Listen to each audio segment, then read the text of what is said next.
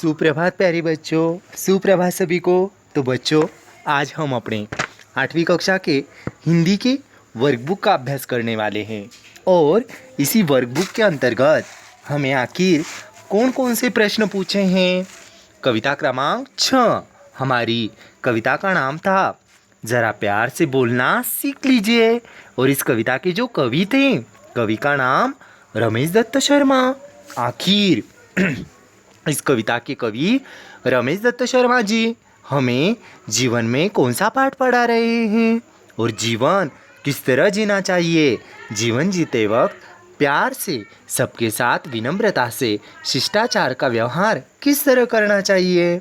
और देखिएगा, ऐसे ही प्यार और स्नेह का संदेशा देने वाली अपनी 8वीं कक्षा की सुंदर कविता ज़रा प्यार से बोलना सीख लीजिए। तो चलो इस कविता के प्रश्नोत्तर आज के तासिका में हम देखते हैं। देखिएगा बच्चों, पहला प्रश्न, प्रवाह तालिका पूर्ण कीजिए। कवि ने इन बातों को सीख लेने को कहा है। कवि रमेश दत्त शर्मा जी ने हमें कौन कौन सी बातें सीखने कही हैं। ज़रा प्यार से बोलना, जुबा वक्त पर खोलना, ख्यालों को तोलना और अपने आप को टोकना। यानी कवि रमेश दत्त शर्मा जी उपर्युक्त बातें हमसे कर रहे हैं।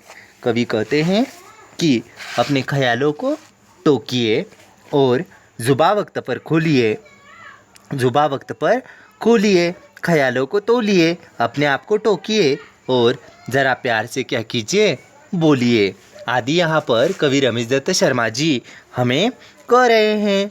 चुप रहने के 4 फायदे।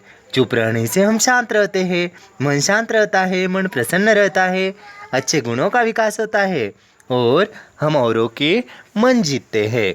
ये हो गए चुप रहने के फायदे। अब इस कविता में आए इस अर्थ के शब्द, मधु के लिए शहद, विचार के लिए ख्याल।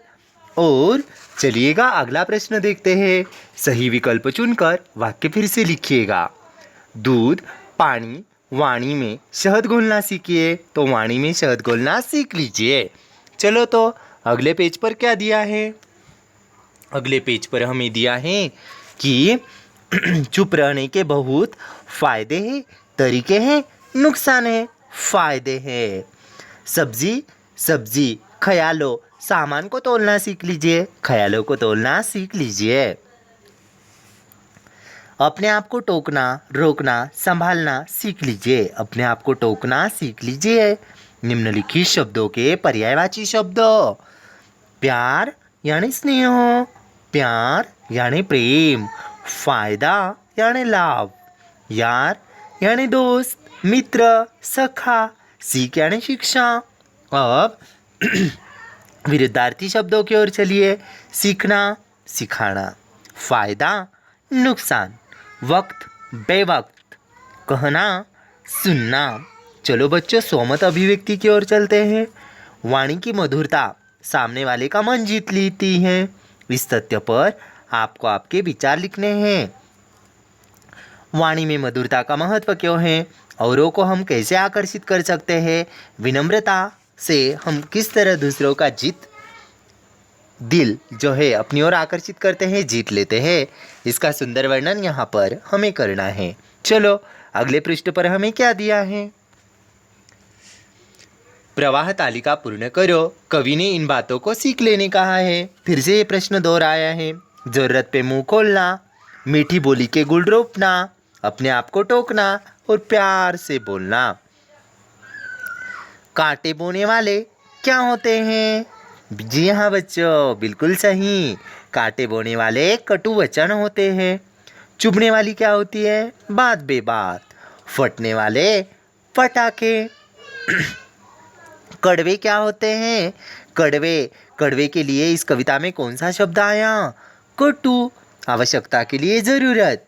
अब विधानों के सामने सत्य और असत्य हमें लिखना है, यानी सही और गलत। जैसे हम अंग्रेजी में लिखते हैं ट्रू और फॉल्स, ठीक उसी तरह सत्य, असत्य। कटु वचन सदा कांटे ही बोते हैं, सत्य। रोशनी के रंग फैलाना अच्छा है, सत्य। ओट सीकर बैठना अच्छा है, असत्य। जरूरत के समय बोलना सीखो सत्य। अब निम्नलिखित शब्दों के विलोम शब्द हमें दिए हैं। विलोम शब्द कांटे फूल, जरूरत आवश्यक, जरूरत अनावश्यक, जरूरत अनावश्यक, रोशनी अंधेरा, मीठी कड़वी। निम्नलिखित शब्दों के वचन बदल कर लिखिएगा, जैसे पटाखा पटाखे, बोली बोलियां, बात बातें, जरूरत जरूरतें। बच्चों चलिएगा अगले पेज पर हमें क्या दिया है। देखो यहाँ पर कविता की अंतिम 4 पंक्तियों का अर्थ लिखिएगा। बात बेबात कोई चुभने लगे ना, बदल कर उसे मोड़ना सीख लीजिए। ये किसने कहा? ओट सी करके बैठो, जरूरत पे मुंह खोलना सीख लीजिए। यानी रमेश दत्त शर्मा जी हमें कहते हैं कि ज़रूरत पड़ने पर हमें अपना मुंह खोलना चाहिए और हम अपनी जुबान जो है वक्त पर खोलनी चाहिए।